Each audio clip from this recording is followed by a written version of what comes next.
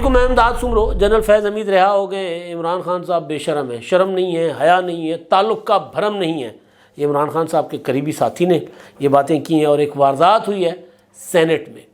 پاکستان کے جو سینیٹرز ہیں انہوں نے قومی خزانے پر ایک بہت بڑی واردات ڈالی ہے، اور وہ بھی چیئرمین سینٹس کے لیے، بڑی چیئرمین سینٹ کے جو چیئرمین ہوتے ہیں، سینٹس نہیں، ان کے لیے تایات مرات، جہاز، گاڑیاں، علاج معالجہ، نوکر چاکر، فوجاں ہون گیاں نال جناب، جو چیئرمین سینٹ ہیں، جو سابقہ ہیں، جو آنے والے ہیں۔ مطلب ملک کا حال دیکھو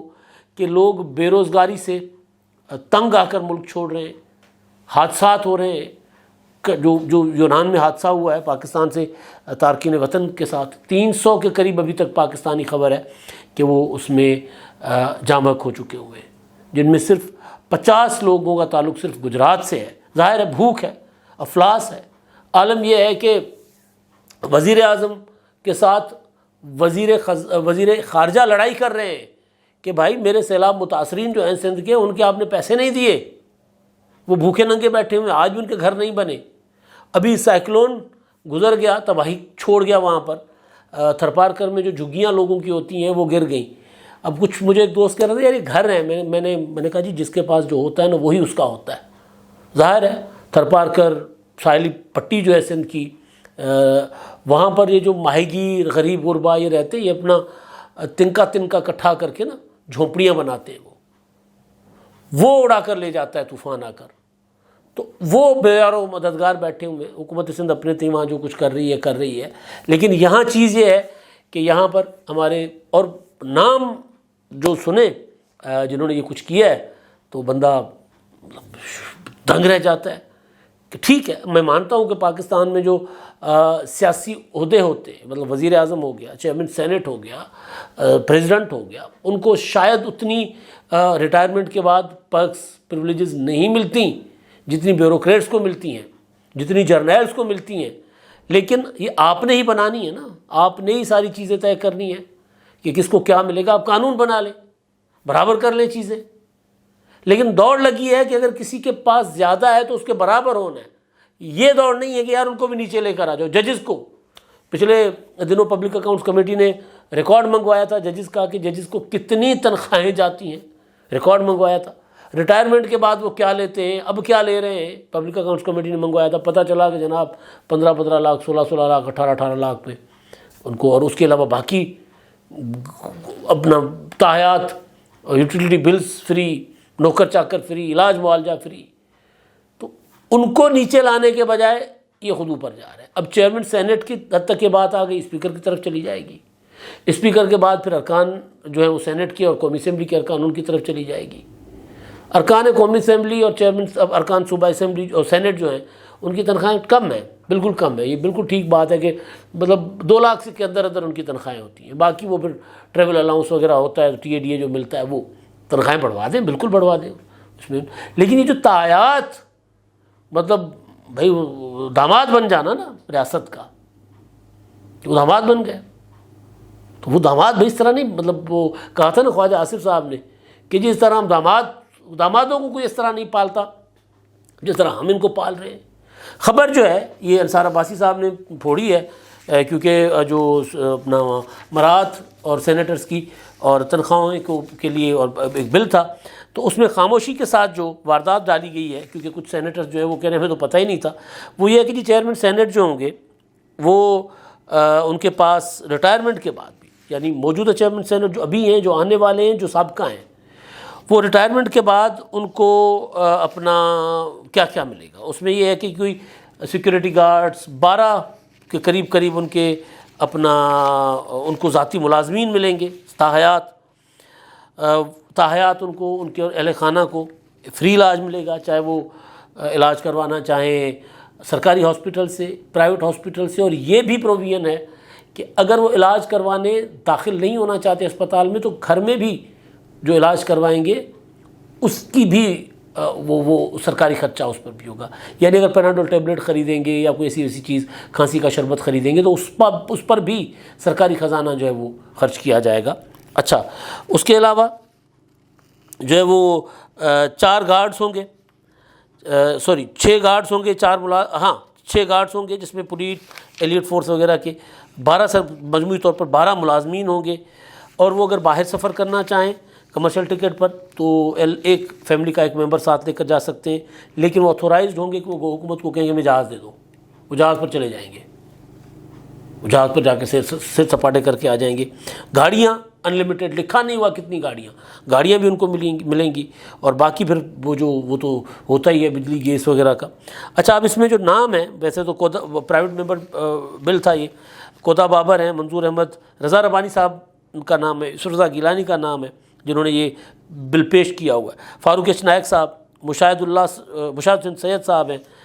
اس میں شہزاد وسیم جو اپوزیشن لیڈر ہیں پی ٹی آئی سے،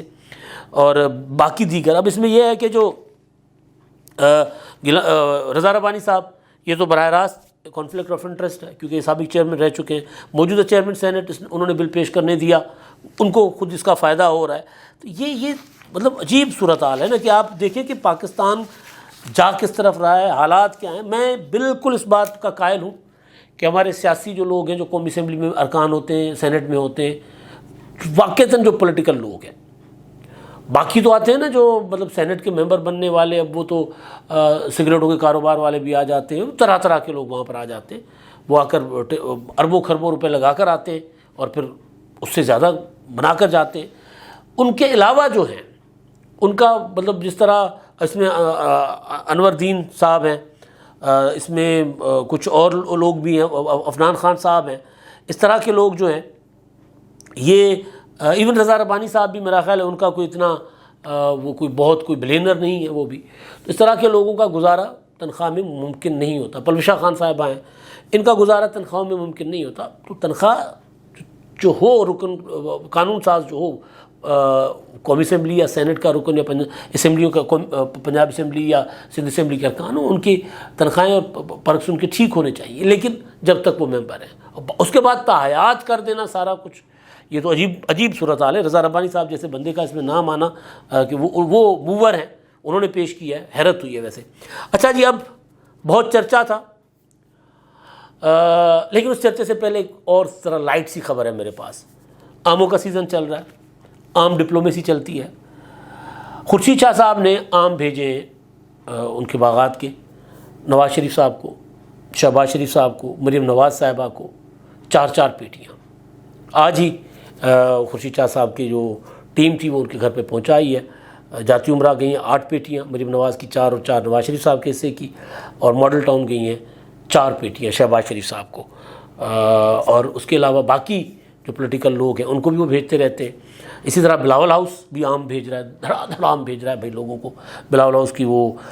بڑا مشہور ہے ان کے بھی آم، وہ بھی تمام سیاسی مخالفین کو۔ تو اب میں آتا ہوں جی فیض حمید صاحب، بڑی کمال کی خبر ہے۔ فیض حمید صاحب جو ہیں ان کے متعلق بڑے عرصے سے باتیں چل رہی ہیں کہ جی فیض صاحب کو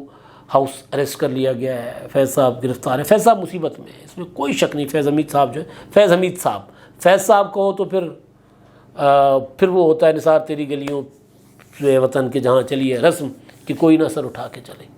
یا پھر وہ کہ جو کوہ یار سے نکلے تو سوئے دار چلے۔ سوئے دار جانے والے یہ فیض صاحب نہیں ہیں، فیض حمید صاحب، یہ فیض حمید صاحب ہیں، وہ فیض صاحب تھے سوئے دار جانے والے۔ تو یہ تو انہوں نے کہا کہ جی میں ریٹائرمنٹ کے بعد جو میرے کو کول ہے میرے کو لے لو، میں نو بخشتے ہو۔ عمران خان صاحب ان کے ذریعے کیا کیا کرتے رہے، یہ عمران خان کے لیے کیا کیا نہیں کرتے رہے، وہ تو علیم خان بھی بات کر گئے، علیم خان بھی بات، اس پر بھی میں آتا ہوں، علیم خان صاحب بات کر گئے۔ تو اب ہوا یہ ہے کہ فیض حمید صاحب جو ہیں چکوال میں، وہاں پر وہ جو پاکستان کے جو منی چینجرز ہوتے ہیں، یہ اپنا ڈالر وغیرہ کا ریٹ بڑھانے کم کرنے والے، بوستان خان صاحب، ملک بوستان خان صاحب، وہ ان کے کنگ مانے جاتے ہیں منی چینجرز کے، انہوں نے اپنا ان کی شادی تھی ان کے ہاں کوئی، تو وہاں پر وہ نظر آئے اور کسی نے ایک تصویر شیئر کی ہے، یہ جاوید تنیو صاحب ہیں، انہوں نے ایک تصویر شیئر کی ہے، اور اس میں انہوں نے بتایا کہ جناب بوستان خان صاحب کے ہاں شادی کی دعوت تھی، تو وہاں پر فیض حمید صاحب کے ساتھ گفتگو ہوئی، گپ شپ ہوئی۔ میں نے جاوید تنیو صاحب سے پوچھا کہ جی آپ کی گپ شپ میں کوئی سیاسی بات، انہوں نے کہا نہیں سیاسی بات تو خیر کوئی نہیں ہوئی، کیونکہ معاملات جس طرح لوگ بیٹھے ہوئے تھے زیادہ، تو سیاسی بات نہیں ہوئی، لیکن ایک چیز کہ وہ آزاد ہیں، وہ کہیں کوئی اس طرح نہیں ہے کہ وہ جو خبریں آ رہی ہیں کہ ہاؤس اریسٹ کر لیا گیا، وہ گھوم پھر سکتے ہیں، آ جا سکتے ہیں۔ ہاں یہ ضرور ہے، یہ میں کہہ رہا ہوں عمران شفقت صاحب کی خبر کی بنیاد پر، کہ فیض حمید صاحب جو ہیں وہ بہت زیادہ مانیٹرنگ کی نگرانی میں ہے، نگرانی میں، وہ جس کو کہا جاتا ہے نا کہ جی تھانہ حدود چھوڑ کر جانے سے پہلے آپ نے ہمیں بتانا ہے۔ عام طور پر یہ ہوتا ہے نا کچھ کرمنلز کے لیے جن کو میرا خیال ہے 4th شیڈول میں ڈالا جاتا ہے یا کچھ اس طرح کے لوگ، کہ جی آپ نے اگر اپنا تھانہ، یہ تھانہ کی حدود، اگر لاہور میں شادمان تھانے کے حدود میں رہنے والا جو بندہ ہوگا اس کو کہیں گے کہ جی آپ نے اگر اچھا تھانے کی حدود میں بھی جانا ہے تو آپ نے ہمیں بتانا ہے کہ آپ یہ تھانے کی حدود چھوڑ رہے ہیں۔ تو اس طرح کا ان کے ساتھ ضرور ہے کہ وہ ان کے اوپر نگرانی ہے، سرویلنس بہت زیادہ سخت ہے ان کی، ان کو چاروں طرف سے یوں بڑی بڑی خطرناک قسم کی وہ ہوتی ہے نا لائٹس، فلڈ لائٹس جو لگی ہوتی ہیں، اس طرح کی لائٹس ان کے اوپر ہیں، آنکھیں یوں عقابی نظریں ان کے اوپر ہیں کہ کیا کر رہے ہیں، کدھر آ رہے ہیں، کدھر جا رہے ہیں۔ تو وہ فریلی موو کرنا جس کو ہوتا ہے نا آزادی کے ساتھ، گرفتار نہیں ہے، ہاؤس اریسٹ نہیں ہے، لیکن فریلی موو کرنا ان کے لیے، کیا وہ فریلی موو کرتے ہیں کہ نہیں کرتے، یہ اصل چیز ہے۔ تو وہ عمران شفقت صاحب کی خبر کے بقول کہ وہ نہیں ہے ان کے پاس عیاشی میسر ان کو، اردو ہے بھائی، مطلب آتی ہے آتے آتے، ابھی نہیں آئی، آ جائے گی، تو فریلی موو وہ نہیں کر پا رہے، عیاشی وہ ان کو میسر نہیں ہے۔ فیض حمید صاحب کے ذکر کے ساتھ عمران خان صاحب کا ذکر آ گیا تھا، تو وہ میں آپ کو بتاتا ہوں کہ جناب علیم خان صاحب لاکھوں لٹا دیے، لاکھوں کیا، لاکھوں تو پرانے زمانوں کی بات ہے نا، اربوں لٹا دیے، گھر بنوا کے دے دیا، پتہ نہیں کیا کیا کر دیا۔ بتا رہے ہیں کہ جناب 2011 کا وہ جلسہ 30 اکتوبر کا جس نے عمران خان صاحب کو یوں راکٹ لگا دیا تھا نا، اس سے پہلے جو عمران خان صاحب رینگ رہے تھے نا، جس طرح آج کل رینگ رہے تھے، کوئی پوچھنے والا نہیں تھا، ابھی بھی کہتے ہیں میں اکیلا ہو گیا ہوں، کوئی پوچھتا نہیں ہے۔ تو 2011 کا جلسہ جو تھا 30 اکتوبر کا، اس جلسے نے عمران خان صاحب کو بلندیوں پر بھیجا،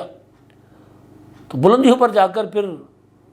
عمران خان صاحب نیچے دیکھنا مناسب نہیں سمجھتے، پسند نہیں کرتے، بلکہ نیچے جو بلندیوں پر پہنچانے والا ہوتا ہے اس کو پھر کچلنا عمران خان صاحب کے لیے، اس کے اوپر بمباری کرنا عمران خان صاحب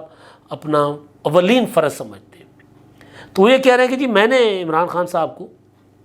وہ جلسہ عمران خان صاحب نے مجھے کہا تھا کہ جی مجھے جلسہ، میرے گھر آئے محمود رشید کے ساتھ، انہوں نے کہا کہ جی میں جلسہ کرنا چاہتا ہوں تو ہماری مدد شدت کریں، ان کو میں نے پیسے پوسے دے دیے۔ تو پھر جا کر گئے اس پہ محمود رشید کے ساتھ، پھر وہاں سے ان کے نمبر سے مجھے فون کیا، انہوں نے کہا دیکھیں جی جلسہ ہم مینیج نہیں کر سکتے، جلسہ آپ ہمیں کر کے دیں۔ تو کہتے ہیں میں نے ان کو کہا جی میں آپ کو کر کے دوں گا، لیکن رات یعنی 12 بجے سے پہلے اسٹیج پر کوئی نہیں ہوگا، میں ہوں گا 12 بجے، دن کا 12 بجے ہوں گا نا، شام کا جلسہ تھا، تو تب تک میری ٹیم ہوگی، اس سے پہلے کوئی نہیں۔ انہوں نے کہا ٹھیک ہے جی، میں 2 دن پہلے کہتا میں نے سارا کچھ کر کے دے دیا تھا۔ جلسہ کامیاب ہو گیا، اس کے بعد انہوں نے آنکھیں پھیر لی۔ 2018 کے بعد تو بالکل اور ہو گیا نا، پھر کہتے 5 کا گینگ تھا، فراگوگی، فیض حمید، فراگوگی، بشرا بی بی، اعظم خان اور ایک بڑا ڈیولپر جو ہیروں کے ہار دیتا ہے، جو انگوٹھیاں دیتا ہے، جس کے متعلق DGISI اس وقت کے جنرل عاصم منیر صاحب جو آج کل آرمی چیف ہیں، انہوں نے عمران خان صاحب کو بتایا تھا کہ جی دیکھیں یہ کر رہی ہیں آپ کی محترمہ، تو انہوں نے غصے میں DGISI کو ہٹا دیا تھا۔ تو بہرحال اب وہ یہ کہہ رہے ہیں کہ عمران خان صاحب جو ہیں وہ شوکت خانم کو کہتے ہیں جی میں آج بھی سب سے بڑا شوکت خانم کا وہ ڈونر ہوں، لیکن عمران خان صاحب کے متعلق ان کا ایک جملہ بڑا کمال تھا، وہ جو میں اکثر ایک بات کرتا رہتا ہوں۔ انہوں نے کہا کہ جی وہ عمران خان نے میری بیٹیوں، جہانگیر ترین کی بیٹیوں کے اوپر مقدمات کروائے، تعلق، شرم حیا، دید لحاظ عمران خان صاحب کے خیال میں میٹر نہیں کرتے۔ میرے ایک دوست ہیں PTI کے سابق MNA اور بہت اچھے دوست ہیں، پرانے دوست ہیں، کسی زمانوں میں ساتھ ہم نے آوارہ گردیاں کی ہوئی ہیں، تو ان سے میں نے کئی بار یہ پوچھا کہ یار یہ کوئی ڈسکشن ہو رہی ہوتی ہے نا کہ یار یہ اس سے تاثر ٹھیک نہیں جائے گا، تو کہتے ہیں یہ پرسیپشن، تاثر، عزت بزتی عمران خان صاحب کے سامنے یہ میٹر نہیں کرتی، گول ٹارگٹ کیا ہے۔ مجھے کسی اور عمران خان صاحب کے انتہائی قریبی بندے نے بتایا کہ جی آپ مجھے بتاؤ کہ عمران خان صاحب کو کبھی کسی پارٹی لیڈر نے اپنے گھر میں دعوت پر بلایا ہو۔ میں حیران تھا، میں جانتا ہوں پرسنلی ہمارے کافی ایسے دوست ہیں جو اس بات پر گلا کر رہے ہوتے ہیں کہ یار اسد زرداری صاحب گھر نہیں آتے، بلاول بھٹو گھر نہیں آتے. پولیٹیکل ورکر کہتے ہیں خان صاحب ہمارے پاس نواز شریف صاحب ہمارے گھر آئے، مریم نواز ہمارے گھر آئے، شہباز شریف صاحب ہمارے گھر آئے، دعوتیں ہی دعوتیں وہ، لیکن وہ ظاہر ہے مصروف ہوتے ہیں. کہتے ہیں جی آپ مجھے کبھی بتائیں کہ عمران خان صاحب کے لیے کسی نے کہا ہو کہ جو ہمارے گھر آ کر ہماری دعوت کھائیں. کیوں؟ دید لحاظ نہیں ہے، شرم حیا نہیں ہے. یہ کہہ رہے ہیں کہ تعلق، دید لحاظ، شرم حیا عمران خان صاحب سمجھتے ہیں کہ کچھ نہیں ہے. لہٰذا جہانگیر ترین صاحب نے جو مجھے بتایا تھا کہ جو مجھے تکلیف اس چیز کی ہے کہ عمران خان نے میری بیٹیوں، میری بیٹے اور میری اہلیہ کے اوپر انہوں نے مقدمات کروا کے آرڈر کیا تھا کہ ان کو گرفتار کریں. 5 کا ٹولہ، 5 کا گینگ وہ ملک کو چلا رہا تھا. کہتے ہیں عمران خان صاحب نے تسلیم کیا تھا کہ وہ عثمان بزدار جو ہیں وہ اونچ نیچ کر رہے تھے، ٹرانسفر پوسٹنگ میں پیسے کھا رہے تھے. بس صرف اتنا سا عثمان بزدار کو. تو کہتے ہیں جی جناب جتنا پیسہ تھا وہ سارا کا سارا عثمان بزدار تو ڈاکیا تھا. جتنی کرپشن تھی، جتنے مال دھن دولت تھی، وہ ساری کی ساری جاتی تھی بشرا بی بی کی طرف. اور کبھی اس پر انویسٹیگیشنس ہوں گی تو پتہ چلے گا. اس میں فیض حمید صاحب جو ہے وہ کہہ رہے ہیں کہ آگے تھے، وہ سارے معاملات میں وہ بھی ملوث تھے. یہ انہوں نے انٹرویو دیا ہے سلیم صافی صاحب کو، اور کافی تفصیلی انٹرویو ہے، میں نے غور سے سنا ہے. اور ظاہر ہے اب علیم خان صاحب عمران خان صاحب کو چھوڑ چکے ہوئے تو اس لیے ان کی باتوں کو پی ٹی آئی والے کچھ اور طرح سے لیں گے. لیکن یہ باتیں وہ ہیں جو کہیں نہ کہیں کسی نہ کسی طریقے سے میڈیا رپورٹ کرتا رہا ہے، ہم اس پر بات کرتے رہے ہیں. اور خاص طور پر یہ جو دید لحاظ، شرم و حیا نام کی کوئی چیز نہیں ہے، وہ تو ہم آپ کو کئی بار بتا چکے ہوئے. جو عمران خان صاحب نے اپنے محسنوں کے ساتھ کیا، چاہے وہ جہانگیر ترین جیسا بڑا محسن ہو، چاہے علیم خان جیسا محسن ہو، یا پھر محسن بیگ جیسا محسن ہو. اب تک کے لیے اتنا ہی. اللہ حافظ.